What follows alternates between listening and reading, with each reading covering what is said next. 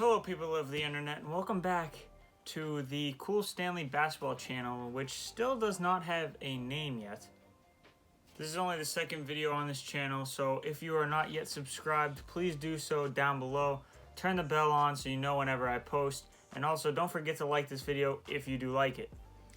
Share this video with a friend if you think they'll find this interesting, and let's just get right to it.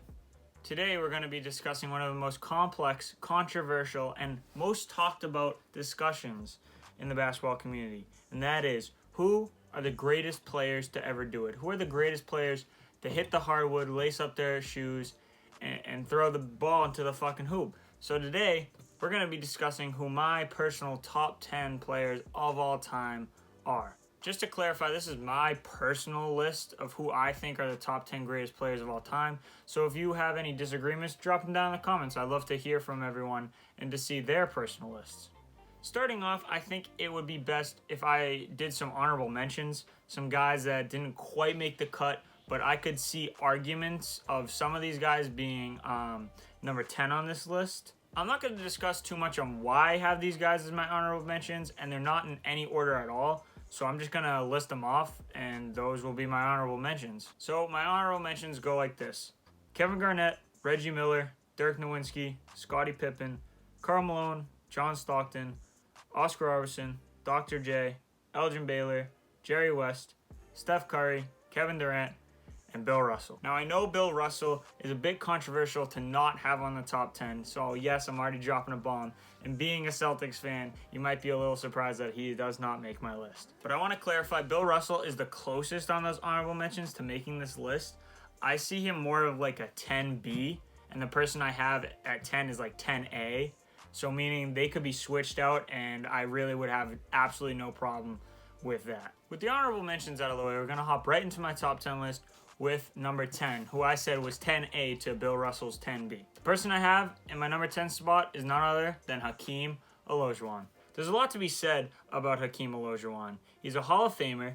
He's a 12-time All-Star, the 12-time rebounding champion, the 3-time block champion, 2-time NBA champion, 12-time All-NBA team selection, a 9-time All-Defensive team selection. He's on the All-Rookie team in 1985. He has 2 Defensive Player of the Year awards, 2 Finals MVPs, and also the 1993-94 MVP. With all these accolades, throughout his career, he averaged 21.8 points, 11.1 rebounds, and 2.5 assists. Those are just the raw stats of Hakeem Olajuwon. Other than that, he led a really under-talented team to back-to-back titles during the Jordan era in 1984 and 85. The only real person he had on that team was Clyde Drexler, and he was old at that point. Not saying he wasn't good, but he still was a little washed up being so old. And you got to take into account, this is during the Jordan era, and I know Michael Jordan did not play in those 2 years that his team won, but still that Bulls team was great and still one of the greatest teams without Michael Jordan. So the fact that he was able to win championships carrying the team essentially is pretty amazing. He's not one of the flashiest players ever, but you know, everyone knows the dream shake and those post moves are just unmatched compared to other players, especially nowadays. He's also the only player to ever win the regular season MVP, Defensive Player of the Year, and Finals MVP in the same season. Which is a pretty crazy accomplishment. Even players nowadays, like the MVP candidate Joel Embiid, said he modeled his game after Hakeem's, showing that Hakeem was really ahead of his time. I mean, he's just an absolute monster and deserves so much more credit than he gets. He's also the first in all-time blocks. Number 9 on my list, I have the legend himself, Kobe Bean Bryant. I know a lot of people have him more higher on his list, but I rank him here down at number 9. Kobe Bryant created quite a resume throughout his career, becoming a Hall of Famer, an 18-time All-Star, 2-time scoring champion, 5-time NBA champion, 15-time All-NBA selections, 12 All-Defensive team selections. He made the All-Rookie team in his rookie year. He was also a 2-time Finals MVP and also the regular season MVP in the 2007-2008 season. Through his career, Kobe averaged 25 points per game, 5.2 rebounds, and 4.7 assists. Statistics aside, Kobe Bryant was really just a leader. I mean, that Mamba mentality is unmatched.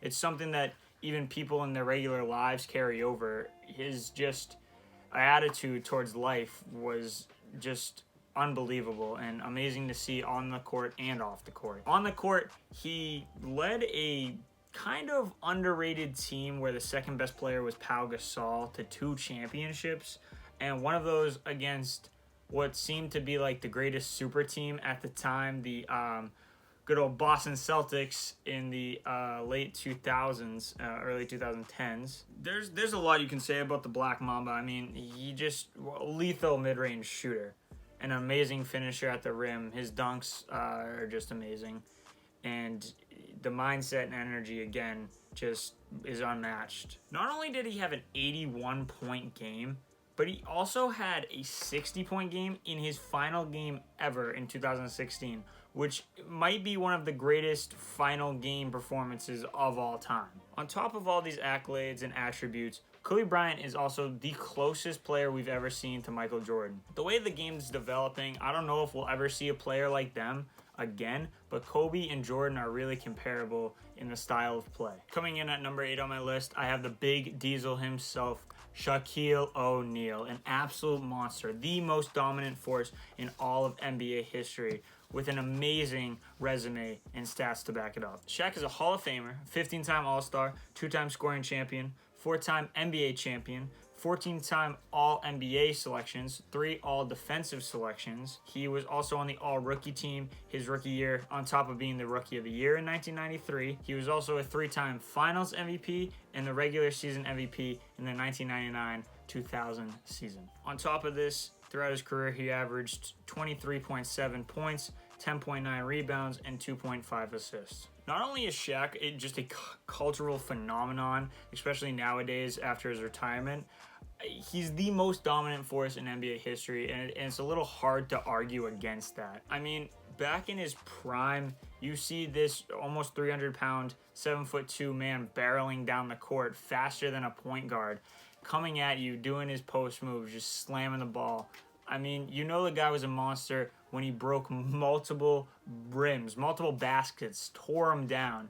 They had to implement new ways to secure the basket because of Shaq. Shaq is just really a freak of nature, and that's not an understatement. It's going to be hard to see a player like him, especially in nowadays where non-3-point shooting bigs are kind of a lost breed. I think if Shaq was able to have a longer career, I could see him being arguably in the top 5, but slowly once he started to change teams, once he left the Heat, he really started to see a decline in his production until the final days when he was on the Celtics. Coming in at number 7 is one of, if not the most controversial placement I have on this list, because I've seen people place this guy as high as number 3 or number 2 of all time. Number 7 on my list is none other than Wilt the Stilt Chamberlain. Wilt has a just unbelievable resume. He's a Hall of Famer, 13-time All-Star, 7-time scoring champion, and 11-time rebound champion. He was the assist champion in the 1967-1968 season. He's a 2-time NBA champion, a 10-time All-NBA selections, 2 All-Defensive selections. He was the Finals MVP in the 1972 NBA Finals. He's a 4-time MVP and also the Rookie of the Year his rookie season in 1960.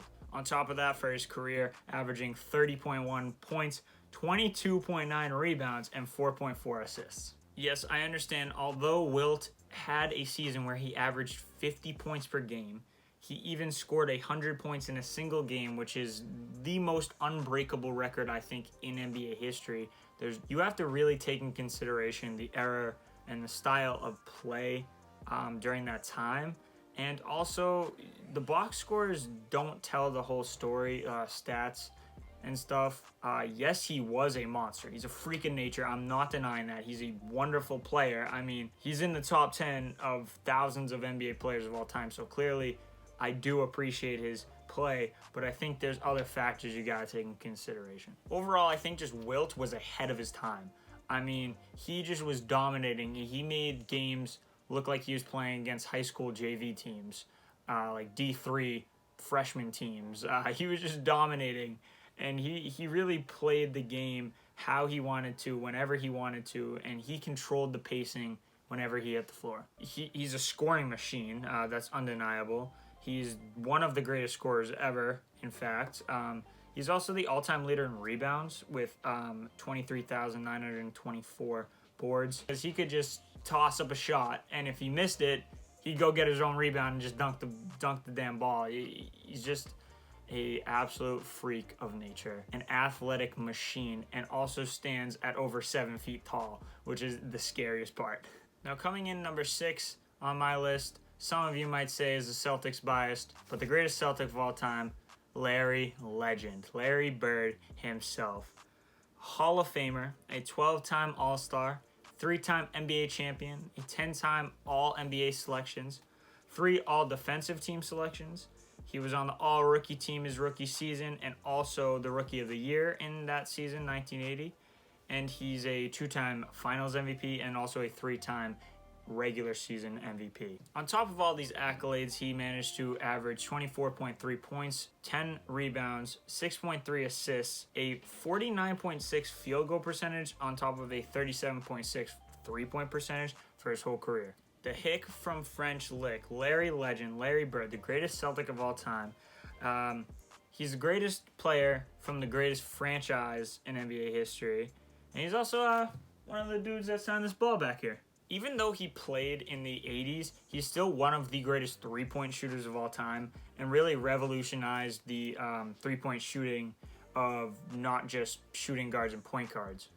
He's one of the best scorers all around in NBA history. I mean, you just look at him, and he doesn't look that flashy because he's wearing his little short shorts and the Converse, and he's got the magic mustache, but he really is one of the most efficient scorers and one of the greatest scorers in all of NBA history. I could talk for hours about all the legendary Larry Bird stories. I mean, he's a legend of trash talk. There's so many Larry Bird trash talk stories. He defeated that stacked LA team multiple times. And yes, I know there was a few Hall of Famers we had on that Celtics team. But still, he managed to overcome them. And, there's a lot of legendary Larry Bird stories. Too many to really discuss in this one video. So maybe in a future video, I'll go more in depth of the legend that is Larry Legend. Headed into the top 5, I have another guy who makes most people's top 10 list, but most people don't have him ranked as highly as I do. Coming in at number 5, the big fundamental himself, Tim Duncan. Tim Duncan is a Hall of Famer, 15-time All-Star, 5-time NBA champion, a 15-time All-NBA selections, 15 All-Defensive selections. He was also on the All-Rookie team in the 1998 season, also being the Rookie of the Year that season. He's a 3-time Finals MVP, on top of being a 2-time regular season MVP. Throughout his career, Tim Duncan averaged 19 points, 10.8 rebounds, and 3 assists. I believe that Tim Duncan is the most underrated and underappreciated player in all of NBA history. People do not rank him as highly as he deserves to be. I have him here at number 5, which I think is the perfect spot for him. I see a lot of people have him as number 10, as high as number 8, but most people don't have him in his rightful spot of being in the top 5. Like I said earlier, I'm a big believer that the box score always doesn't tell the whole story. I mean, you really have to watch him, and you just know how when he's in, he just positively affects the game in every way.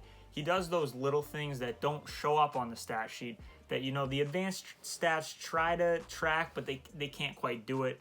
Stuff like, for example, like Marcus Smart does, on the box score. He's not the best, but he's really a defensive anchor. And that's kind of how Tim Duncan was. He's much better than Marcus Smart, not comparing the two. But Tim Duncan has that off-the-box score effect on the game. I mean, you can see it how the Spurs won. He was one Ray Allen shot away from having the exact same finals record as Michael Jordan. So that is saying something. And also, if you think about the help he had on those finals teams, yeah, they're some of the greatest teams ever, but his help is that of like Tony Parker and Manu Ginobili and a really, really old David Robinson in the earlier ones. So he really was the focal point and the center of that basketball team, that Spurs like mini dynasty, I'd say. And all around, just Tim Duncan's one of my personal favorite players of all time. And also, he has a grip on the power forward position. He's the greatest power forward of all time. Coming in to number 4 is who I believe is the greatest point guard of all time, and that is none other than Earvin Magic Johnson. Magic is a Hall of Famer, 12-time All-Star, 4-time assist champion, 2-time steal champion, 5 NBA championships, 10 All-NBA selections. He made the All-Rookie team his rookie season.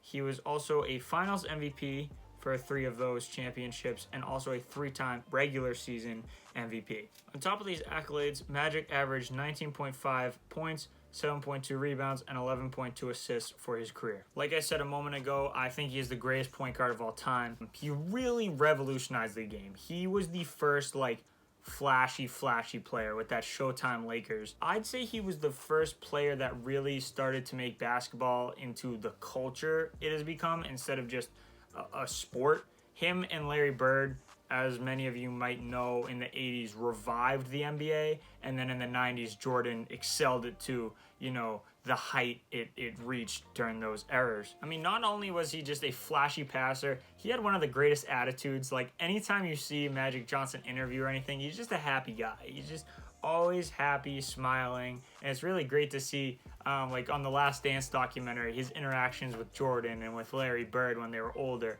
It's just awesome to see all that stuff. Speaking of Larry Bird and the Celtics, he did defeat that Celtic team multiple times, despite playing in the cultural and racially negative Boston Garden at the time. So he did overcome a bit of a struggle. And yes, he did have Kareem and James Worthy and other people to help him, but that Celtics team was really good, and he did end up defeating them multiple times. And yes, although he is only 6th on the all-time assist record, he's probably one of, if not the best passer of all time. And he did have the shortened career due to the health issues that he had to overcome. But despite those health issues, he did come back and play on the 1992 Dream Team. So he defied the odds there as well. Coming in to the top 3, kicking it off, is who I believe is the best center of all time, and that is Kareem Abdul-Jabbar. Kareem is a Hall of Famer, 19-time All-Star, a 2-time scoring champion. He was the rebound champion in 1976. He's a 4-time block champion, a 6-time NBA champion on top of being a 2-time Finals MVP. He has 15 All-NBA selections, 11 All-Defensive selections, Rookie of the Year and All-Rookie team in 1970, and also a 6-time regular season MVP. The MVPs of MVPs, Kareem Abdul-Jabbar. Throughout his career, Kareem managed to average 24.6 points, 11.2 rebounds, and 3.6 assists, while playing a staggering 1,560 games in total. Kareem is also one of the most dominant forces in all of basketball history with that unstoppable skyhook. I mean, there was nothing anyone could do in the 70s against when Kareem went up. Everyone just stood there and watched. I think that in terms of longevity and consistency, I mean, like I said, 1,560 games while still averaging well over 20 points and 10 rebounds is insane. I think he has the best, if not the second best, careers in terms of longevity and consistency throughout his years of play. Whether it was on the Bucks with Oscar Robertson or the Lakers with Magic, he really elevated a team. Whenever he was on the court, he elevated that team. He helped that team win. And through his scoring, through his underrated defense, and his just dominance on the court. He's also up in the top of a lot of leaderboards and stats. He's first in all-time points, third in all-time rebounds, and third in all-time blocks, which is pretty insane to be in the top 3 for 3 different stat categories. Coming in to the top 2, this is where the most controversy is, I believe, in lots of people's top 10s or top 5 or even top 3 lists in the NBA. And I have the traditional number 2 guy here, LeBron James. Obviously, LeBron is an active player, but his resume is still pretty stacked for having so much gas left in the tank. He has 19 All-Star selections. He was the assist champion in 2019-2020 season. He's a 4-time NBA champion. He has 16 All-NBA selections, 6 All-Defensive Team selections. He made the All-Rookie team in 03-04 season, being the Rookie of the Year also that season. He has 4 Finals MVPs and also 4 regular season MVPs. On top of this, so far throughout his 1,308 games he's played, he's averaged 27 points, 7.4 rebounds, and 7.4 assists. There's a lot to be said about LeBron. He is probably the most controversial player too. Lots of people hate him and lots of people love him. Back when I was a kid, I really loved LeBron James.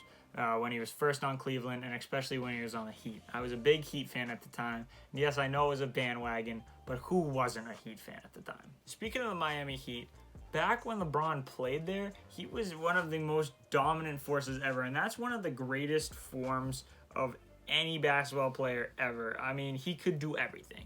Passing, shooting, finishing, everything.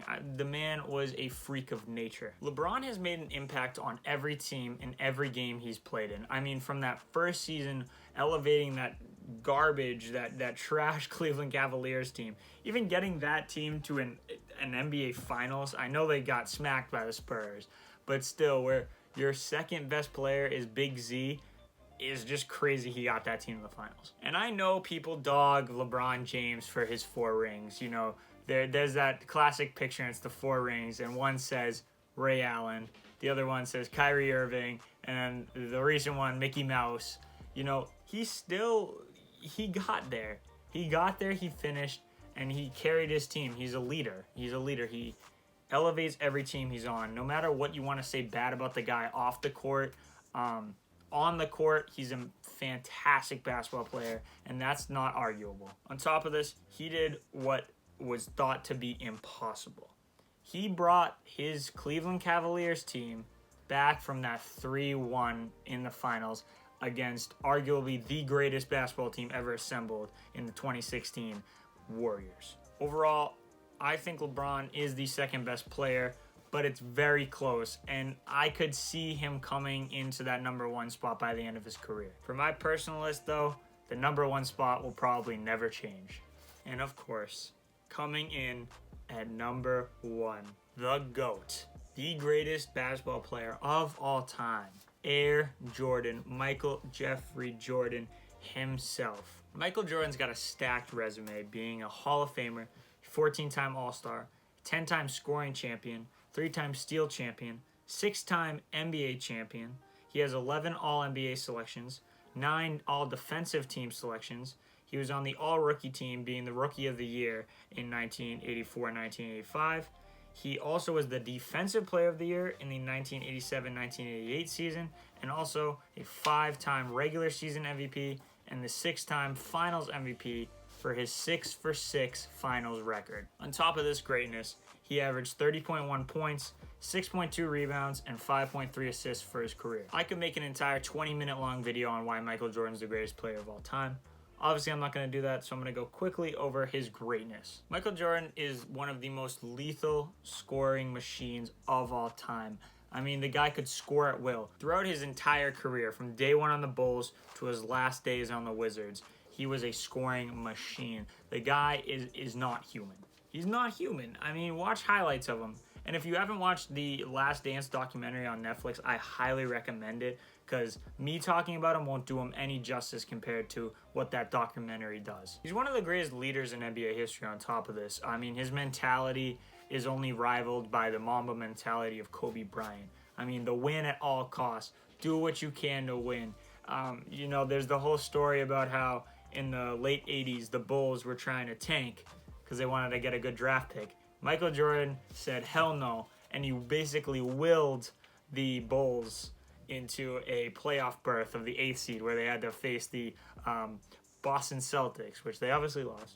But still, it just shows Michael Jordan's competitive attitude to everything in his life. Like I said, I could go on and on and on about Michael Jordan, but for right now, I'll take a minute or two to explain why I have him over LeBron. Although LeBron might statistically and even on the court might be slightly better than Jordan, nothing matches what Jordan did to the game. He took basketball from this game into a culture. He elevated the game like no basketball player could ever do. On the court, everyone loved him. Off the court, everyone loved him. I mean, of course, the other opponents didn't really like him when he was on the court, but you know what I'm saying. Overall, he's not only the greatest basketball player of all time, but he's one of the greatest cultural icons of all time. And he's a household name throughout the entire world. Michael Jordan doesn't get the nickname of Black Jesus for nothing. I mean, he really is comparable to being a household name like the likes of Jesus Christ. Overall, Michael Jordan is just the GOAT. So there was my list. Like I said at the beginning, drop a comment if you agree or disagree with anything on my list. Subscribe and like the video if you enjoyed it, and turn the post notifications on if you want to see more in the future. And other than that, have a great day.